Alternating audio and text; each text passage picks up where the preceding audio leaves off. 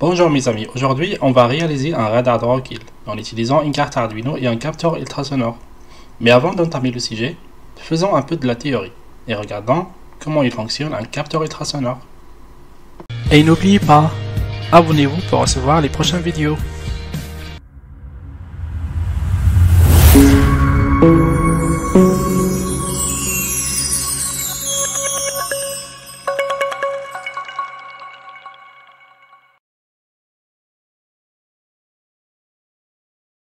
Voyons le principe de fonctionnement du capteur ultrasonore. Le capteur envoie une onde ultrasonore. L'onde rebondit sur la paroi, c'est l'écho. Le capteur va connaître le temps que l'onde ultrasonore a mis pour lui parvenir. Mais comment fait-on pour en déduire la distance? Si l'objet est proche, l'onde va mettre peu de temps pour lui revenir. Alors que si l'objet est loin, l'onde mettra plus de temps pour revenir. Le temps que met l'onde pour revenir au capteur est proportionnel à la distance. La vitesse est la distance parcourue en un temps donné, 1 seconde, 1 minute, 1 heure, etc. La vitesse est égale à la distance divisée par le temps. On en déduit donc que la distance est la vitesse multipliée par le temps. Attention, la distance est parcourue 2 fois aller-retour. La distance parcourue est 2 fois la distance qui sépare le capteur de l'objet.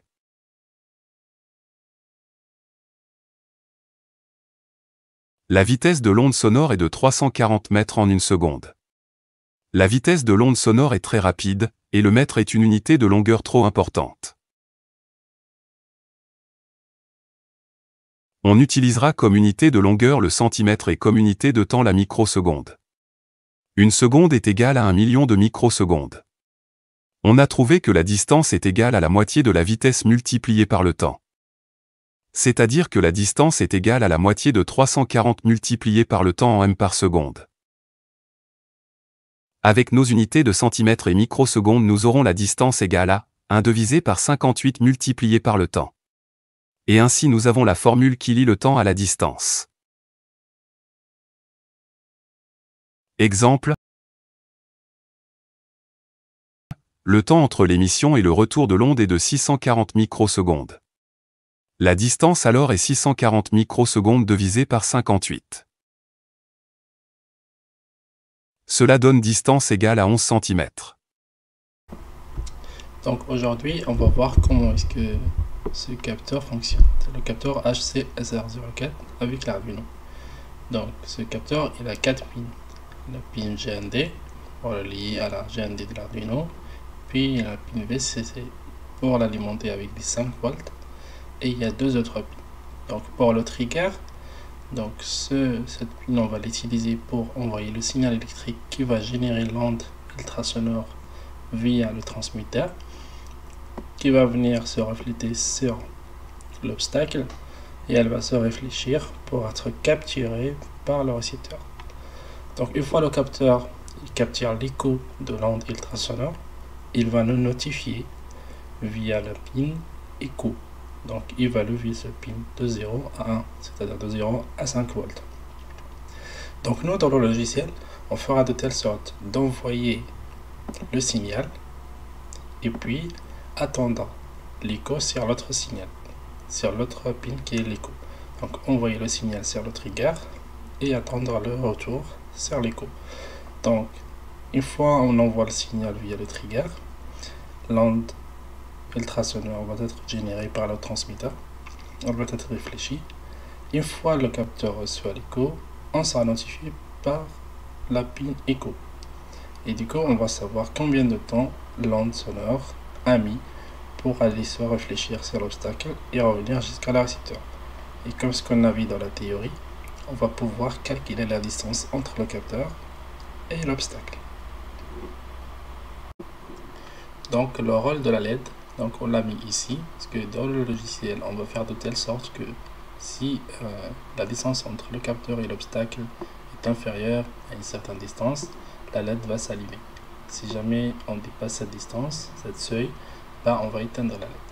Et bien sûr, on peut remplacer la LED par exemple par un buzzer qui va faire un son si on est inférieur à une certaine distance. Et c'est ce qui est utilisé en fait dans les radars de recul dans les voitures par exemple.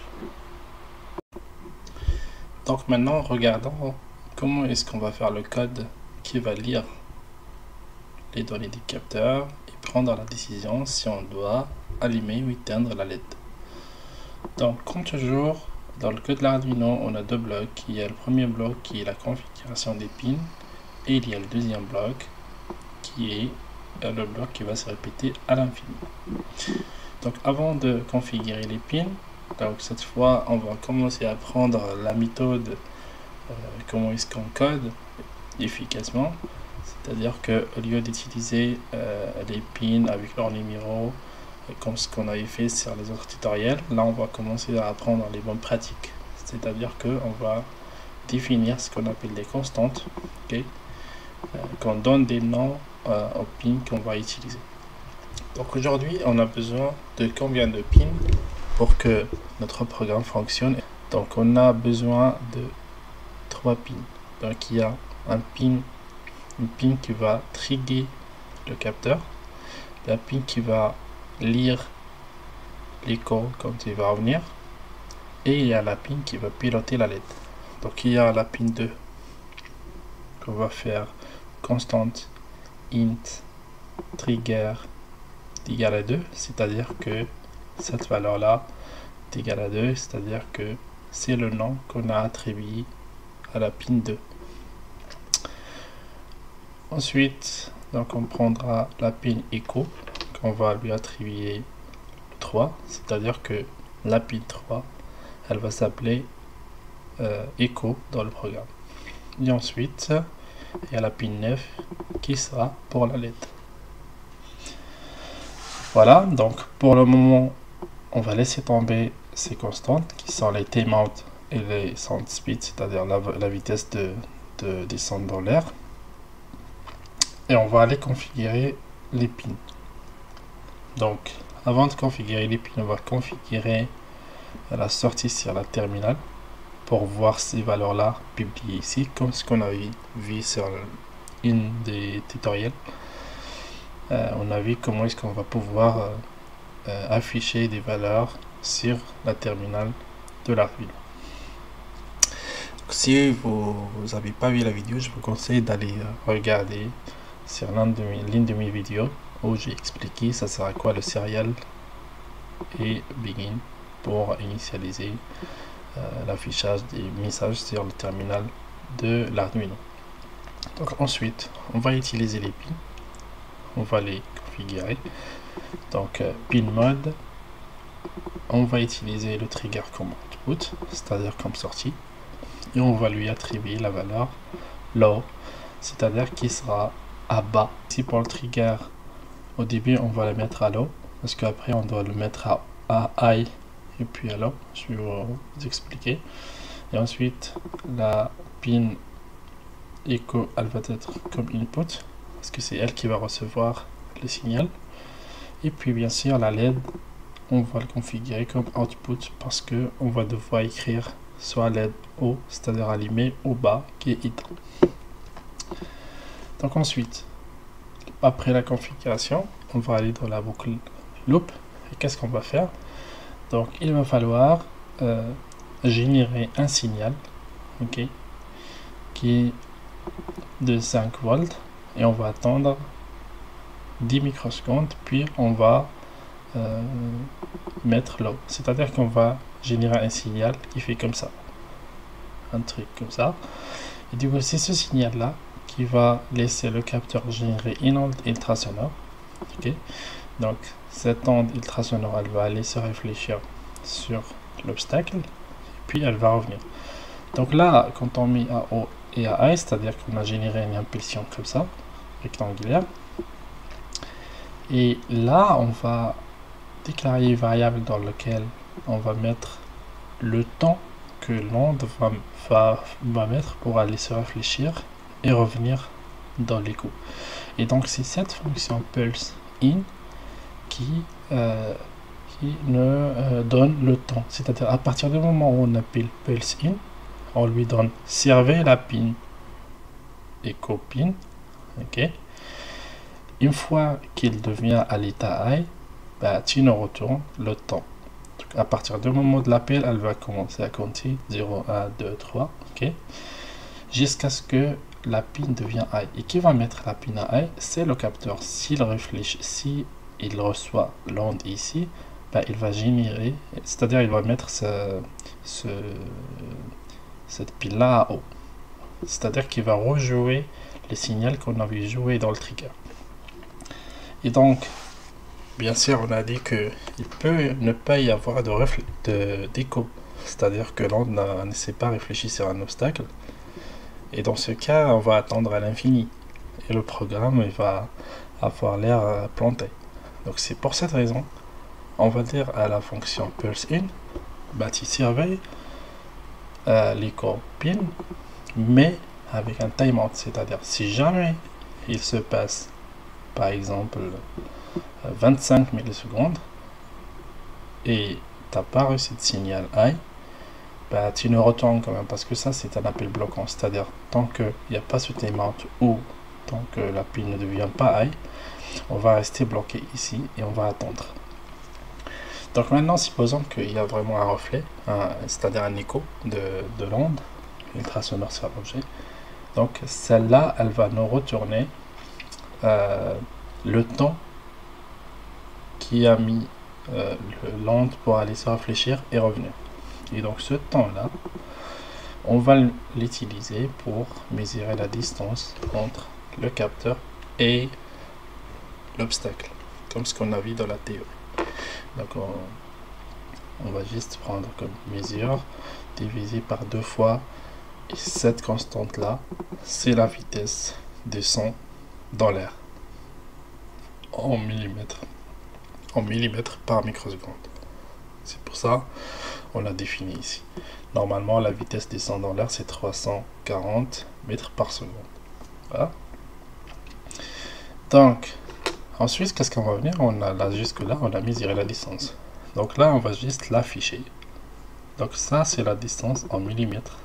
Okay. Donc on va faire fprintf, printf la distance. Puis on va printer aussi la distance qu'on a mesurée. Et on va dire que ça, c'est en millimètres. Donc, si on veut l'afficher en centimètres, il faut juste diviser par 10. Et si on veut l'afficher en mètres, bah, il faut le diviser par 1000. Voilà. Ensuite, qu'est-ce qu'on va faire? Donc, on va utiliser notre distance pour dire si. Donc, if, si vous ne connaissez pas cette instruction, je l'ai mis dans une vidéo qui s'appelle l'utilisation de l'instruction if avec la carte Arduino. Donc, on va dire quoi? Si la distance entre le capteur et l'obstacle est inférieur à 1500 mm, c'est-à-dire inférieur à 1,5 mètre, ben, on va allumer la LED. Sinon, on va éteindre la LED. Donc bien sûr, on peut faire des choses plus compliquées. On peut dire, si elle est inférieure à 1500, on peut clignoter la LED 2-3 fois. On peut le mettre tout ça ici, mais on va les rester simple. L'idée, c'est de comprendre comment il fonctionne le capteur, et je vous laisse, avec votre imagination, imaginer ce que vous voulez. Donc ensuite, qu'est-ce qu'on fait? Ben, on attend 500 millisecondes et ensuite on va reboucler. À partir de là, on va envoyer une nouvelle onde en générant un signal sur la pin trigger, donc un signal comme ça, et puis on va attendre l'écho de l'onde qui va se réfléchir et qui est capturé par cette fonction. Donc je rappelle encore, on fait le timeout pour ne pas rester bloqué si jamais l'écho il n'y a pas d'écho. Par exemple, il n'y avait pas d'obstacle sur le capteur, on doit quand même passer le programme pour reboucler, sinon on va rester bloqué. Donc ainsi, on calcule la distance en utilisant le temps de propagation de l'onde et de sa réflexion, et avec la formule qu'on a trouvée. Ensuite, on affiche ça et on utilise la distance calculée pour décider si on doit allumer ou éteindre la LED. Donc, on va exécuter le programme et on va voir qu'est-ce que ça va donner. Voilà. Donc, c'est ça notre obstacle dans le simulateur. Et ici, il y a les distances. Regardez. Donc, la distance en millimètres, c'est 2132 par exemple. C'est l'équivalent de presque 2 mètres. 4,13. Donc bien sûr on est supérieur à 1500 mm et donc la LED elle est éteinte.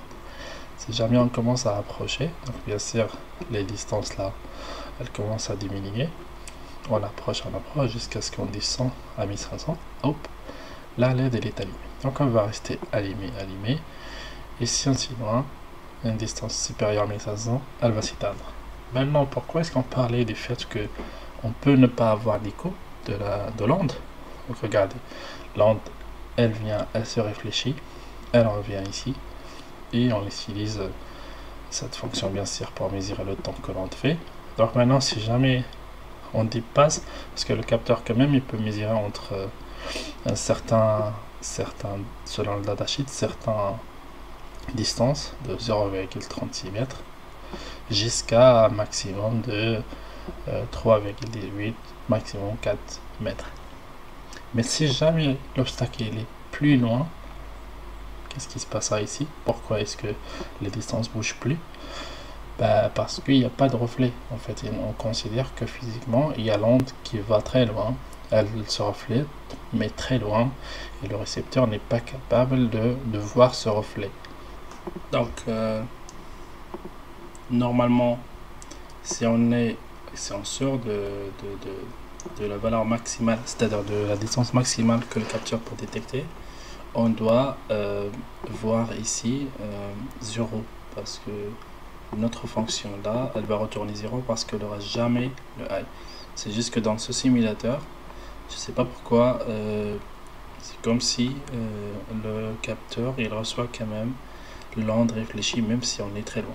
Mais normalement dans la vraie vie, c'est-à-dire si on utilise un vrai capteur avec une vraie carte Arduino, si on est très loin, le capteur il va rien voir, et du coup la pin écho elle va rester à bas, c'est-à-dire elle va jamais devenir haut, et que le temps mesuré il va être 0, ok, et on va avoir comme distance 0, ça veut dire qu'il n'y a rien.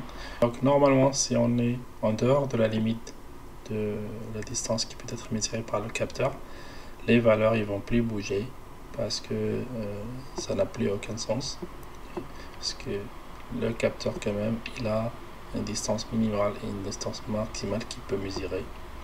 Si on s'approche trop des capteurs, parce qu'il ne voit plus l'obstacle. C'est-à-dire si vous faites par exemple les robots en se basant sur ce capteur, il faut faire attention à ça parce que c'est comme une angle morte, c'est-à-dire que l'onde elle est générée et elle va partir sans voir l'obstacle, sauf si l'obstacle est très grand et qu'il va être vu par le capteur. Voilà, et si vous êtes très loin, donc ici non plus, le capteur ne va pas voir le reflet ou bien l'écho de l'onde. Voilà. Donc, on peut l'utiliser comme un capteur de recul, ou sinon on peut l'utiliser par exemple si un robot qui doit détecter les obstacles. Si les obstacles sont inférieurs à certaines distances, il doit changer de direction et aller dans une autre direction. Et dans le futur, on peut travailler sur un robot complet dans lequel on va utiliser ce capteur. Donc voilà, on arrive à la fin de cette vidéo. Si vous avez des questions, vous pouvez les mettre dans les commentaires. J'essaierai de répondre au maximum des questions. Et si jamais c'est nécessaire, je pourrai refaire la vidéo si jamais il y en a d'entre vous qui ne comprennent toujours pas le fonctionnement de ce capteur. Je vais vous laisser le code source dans la description de la vidéo, et je vais vous laisser aussi la description comment est-ce que vous pouvez accéder à ce simulateur en tant qu'étudiant, et c'est gratuit. Donc cette plateforme elle est gratuite et vous pouvez vous inscrire et regarder le simulateur. Vous pouvez copier ce que j'ai fait et jouer avec. Et n'oubliez pas, abonnez-vous pour recevoir les prochaines vidéos.